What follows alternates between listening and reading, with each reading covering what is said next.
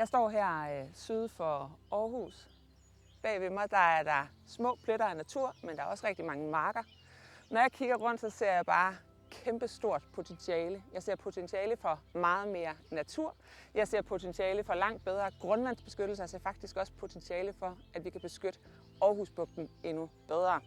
I SF Aarhus der stiller vi forslag om, at herude syd for Aarhus der skal vi have et 2500 hektar stort naturområde. Her på det her kæmpe store areal, der vil svare til 3500 fodboldbaner, der skal der være natur på naturens præmisser. Det betyder, at der selvfølgelig ikke skal være byudvikling, og der skal heller ikke være en masse landbrug. Og så bliver det en kæmpe gave til os aarhusianere, som er her allerede nu, men også de fremtidige generationer, der kan komme på naturoplevelser og opleve al den unikke, mangfoldige natur, der er herude syd for Aarhus. Derfor håber vi meget på din opbakning til det her forslag, men selvfølgelig også Aarhus Byråds opbakning.